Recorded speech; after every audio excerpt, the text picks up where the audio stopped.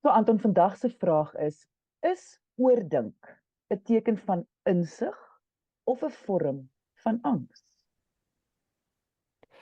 So, Lisa, ek kan sekerlik vir dae lank hieroor praat want ek dink kom ons noem dit refleksie.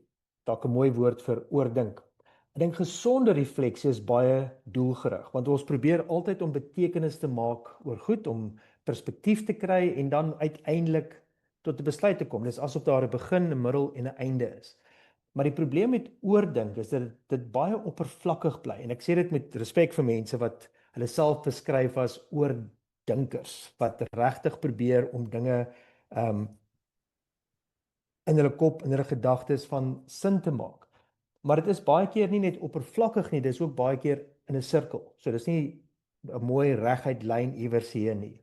En ek dink mense wat baie oordink en ek vra hulle baie keer is om te sê so, hoe baie keer dink jy aan nuwe goed of is dit maar dieselfde tipe goeters wat jy oor en oor dink?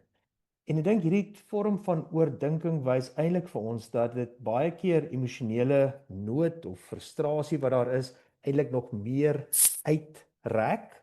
Tweedens dat dit baie keer selfkritiek kan versterk. En ek dink die belangrike ding en hier's 'n belangrike konsep vir my, dis kognitiewe buigsaamheid. Met ander woorde jou vermoë om meer fleksibel te dink oor sekere goed, dat daardie kognitiewe buigsaamheid eintlik verminder. So dis nie 'n verdieping van jou denke nie, dis eintlik asof jou oordink passteek in sekere denke. Ja, nou so praat jy sien ek ewe skielik hierdie prentjie van as jy water in 'n koppie laat inloop, hoe dan net op een puntjie loop die water dan die hele tyd uit daar. En ek dis amper mens moet fokus op daai een puntjie. Dis die water bly maar hier in die koppie, maar hierdie een puntjie loop oor en loop oor en loop oor. Dis hoe ek dit in my kop sien. Ja, absoluut. En ek dink die belangrike woord wat jy ook in die begin gesê het is insig. So insig help ons om vorentoe te beweeg. Maar die ding van oordink is dit hou ons baie besig, maar jy beweeg nie regtig nie. Dit gaan nie regtig oor in aksie nie.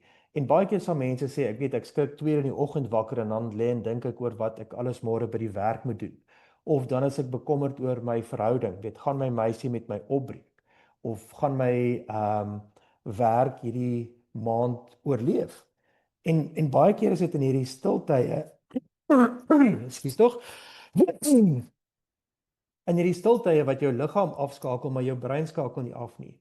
En ek dink die ander ongelukkige gedeelte is dat jy lê nie en dink aan al die positiewe goed wat kan gebeur nie. Jou brein is nie baie optimisties in daardie tye nie. Dit is eintlik baie meer besig om te dink aan onsekerhede. En ek dink wat baie problematies is as ons brein twee opsies het om aan te dink, die moontlike positiewe goeders wat kan gebeur, maar dan is daar ook die moontlike dinge wat kan verkeerd loop. Omdat jou brein jou probeer beskerm, is dit baie meer geneig om te gaan na die negatiewe toe, die dinge wat kan verkeerd loop, wat problematies kan wees.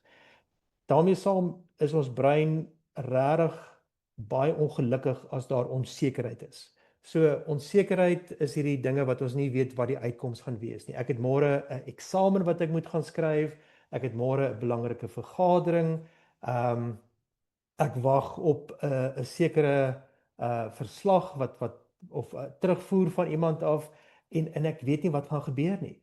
En nou begin ons in ons kop hierdie speletjies speel om te dink wat is dit wat kan gebeur, wat is dit wat gaan gebeur en sê nou maar net dit gaan gebeur en hoe gaan dit my affekteer of my besigheid affekteer of wat gaan die impak daarvan op my beroep wees of op my studies of wat gaan my maale sê as hulle hiervan uitvind en oor dink ons eintlik dan aan nie alleen die negatiewe wat gebeur nie. Maar ek dink ons moet ook dink aan die brein as 'n voorspellingmasjien. Dis asof jou brein hierdie kristalbal probeer soek om voorspellings te maak oor die toekoms. Maar weer eens, dit gaan baie keer oor risiko's. Dit gaan baie keer oor dinge wat vir my baie ongelukkig kan maak. Een van my gunsteling boeke wat 'n baie klink na baie simpel titel het. Die boek se naam is The Idiot's Brain van Dean Burnett. Ekskuus Lise. En hy beskryf daar hoe die brein baie maklik aannames maak. As daar gapings is, dan probeer hy die gapings vul deur stories op te bou. Maar in die meeste gevalle is die data onvolledig. So ons brein probeer voorspel, maar dit is moeilik om akkuraat te wees en eintlik weer eens ons brein se primitiewe stelsels skop in om seker te maak ons oorleef. Of dit nou is oorleef in 'n verhouding, in die eksamens wat voorlê, of in terme van die finansiële beplanning, maar ons breine is nie baie goed met voorspel nie. En dit maak baie keer hierdie aannames wat op baie nie net negatiewe inligting fokus nie, maar ook meer daarop fokus as ons negatiewe ervarings in die verlede gehad het. Nou, soos jy praat, dan besef ek die bewoording van hierdie vraag is eintlik fantasties, soos jy net ook gesê het, want dit kom vir my, klink dit, daarop neer dat jy gaan die insig moet hê om die oordink te kan stop of aanspreek. So Ja. soos jy nou gesê het, weet dat jou brein is so, ek dink ook mense moet altyd bewus wees, jy kan nie môre se toets, kan jy nie beheer nie. Ons kan net hoop vir die beste. Maar is dit so eenvoudig soos dink dit maar net nou? Sê net vir jouself, hou op met oordink. So, ek dink die twee goeders wil net vinnig daarbey wil aansluit. Ons kan baie keer oordink dinge wat gebeur het. Om te sê byvoorbeeld, ek moes nooit hierdie gesê het nie, want sy gaan nou kwaad wees vir my. Of ek moes nooit hierdie gesê het nie, want die hoof by die skool gaan nou dink ek is weet 'n flop, ek is 'n totale mislukking. Of dan ook vorentoe in terme van wat dan moontlik kan verkeerd loop. So ons hou onsself baie besig daarmee. Maar die probleem wat ek ook baie keer ervaar as ek mense in terapie sien, is dat hulle sê, maar ek weet al hierdie goed. Ek dink geweldig baie oor hierdie goed. Die probleem is net om dit te weet en daaroor te dink, help jou nie noodwendig altyd nie. Want natuurlik ons oordink skep dan ook vir ons hierdie fisiologiese reaksie in terme van ons wil onsself voorberei vir iets wat ons kan bedreig en dan hou dit jou uit die slaap uit. Of dit maak jou meer geïrriteerd en ander mense rondom jou ervaar dit anderste. Ek dink waar die woordjie insig so geweldig belangrik is in terapie en in ander aspekte van die lewe, is om dinge te aanvaar, soos jy nou gesê het, Lise, dat daar 'n klomp dinge is wat buite ons beheer is. En as ons by môre kom, is daar 'n baie sterk moontlikheid dat dit nie so erg gaan wees soos wat ons gedink het dit gaan wees nie. En as ons oor 'n jaar van nou af terugkyk, oor die goed waar ons wakker gelê het, gaan ons dalk dink, hoe kon ek so stupid gewees het om hieraan te dink, want dit was actually nie so erg nie. En nou het ek ander uitdagings wat ek nou oor dink, en dalk oor 'n jaar van nou af gaan dit dalk nie so erg wees nie. So eintlik is dit so moeilik om hierdie onsekerheid net te tolereer en daarmee saam te leef. En ek dink die ander gedeelte is ook, dis nie net die fisiologiese ding nie, maar dis ook in terme van die insig wat ons doen op die emosionele vlak. So die werk van Thomas Borkovich wys vir ons ook dat iets soos worry dikwels 'n manier is om sekere emosies te vermy. Maar dit is makliker om te dink want dink is meer gestruktureerd, ons voel is meer beheerbaar en is baie keer minder intens as 'n sekere emosie. So ons kan baie keer eerder dink as voel. En ongelukkig hou hierdie ding net aan en aan en aan en aan en aan en aan, want dit is soos 'n hamster in 'n wiel wat net aanhou hardloop. En ons sê vir onsself, maar ons berei onsself voor vir dinge wat kan gebeur. Ons probeer dit beheer. Maar eintlik is dit besig om ons angsvlakke op te stoot. Dit verlaag ons vermoë om besluite te neem en eintlik al wat dit probeer is dit hou die probleem lewendig. So die idee dat as ek genoeg dink sal alles reg wees is eintlik 'n baie belaglike idee, want dit gee ons nie noodwendig meer insig nie. En ek dink die insig kom daarin dat ons besef dat hierdie oordink raak 'n patroon oor tyd waarin ons vashou om te probeer beheer uitoefen of om te probeer voorspellings maak.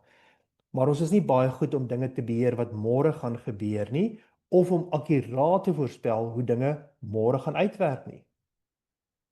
En ek dink ook net om vir mense weer gerus te stel, dit beteken nie almal moet nou sielkundiges toe hardloop nou nie. Dis ook nie wat my sê nie. Daar's geweldig baie inligting op die internet oor hoe om oordink te kan aanspreek. En die klisjées gaan altyd die belangrikste wees, né, Anton? Hoe jy eet, Yes. hoe jy oefen, wat jy oefen, wanneer jy oefen, wat jy eet, wanneer jy eet en hoe jy slaap en hoe gesond jy slaap en jou slaaproetine en skermtyd. En ek dink die ander ding is ook net as jy hierdie oordink patroon, rotine in jouself raak sien, skryf daai gedagtes neer. Dit klink nou so 'n basiese ding om te doen. Weet, sit dit op 'n diktefoon en dan môre luister jy weer daarna nadat daai dinge gebeur het waar jy so bekommerd was. En dan evalueer jy in terme van wat jy neergeskryf het, wat jy vir jouself gesê het. En dan dink jy, okay, so was dit regtig die werklikheid of was dit hierdie spooke wat ek opgejaag het? En dan die volgende aand en die aand daarna, dan doen jy dit weer. En dan kyk jy hoe baie van hierdie goed herhaal. Weet jy, in my kantoor het ek sulke wonderlike groot wit mure en ek sê baie keer vir mense, skryf al daai bekommernisse wat jy het, daai voorspellings op hierdie wit muur neer. En dan vra ek, okay, so in jou verbeelding het jy dit nou neergeskryf. Hoeveel van daai goed het regtig waar geword en hoeveel van hulle was eintlik net illusies geweest? En weet jy wat, ek wil amper sê 99% van mense wat ek sien, wat praat oor angs byvoorbeeld, sal vir my sê, daar's amper niks van hulle wat waar geword het nie. Daar's eintlik so min van hulle. Dit is natuurlik ook belangrik om te sê, slegte goed gebeur. Maar dis nie die goed wat op die muur is nie, dis iets wat op die ander punt van die spektrum staan, wat jy nooit sien kom het nie, wat verkeerd gegaan het. So ons voorspellingsmaniere, ons voorspellingsvermoë is beperk, maar ons doen dit om onsself veilig te hou. Maar dit is net 'n baie ondoeltreffende manier.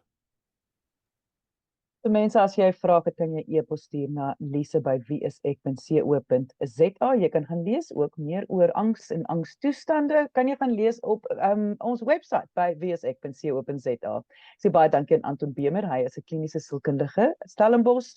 Al sy besonderhede is hier by hierdie gesprek. Gaan lees daar, gaan kyk waar is hy, gaan kontak hom daar. En ja, die heel belangrikste aan die einde van die dag, soos altyd, kyk mooi na jouself.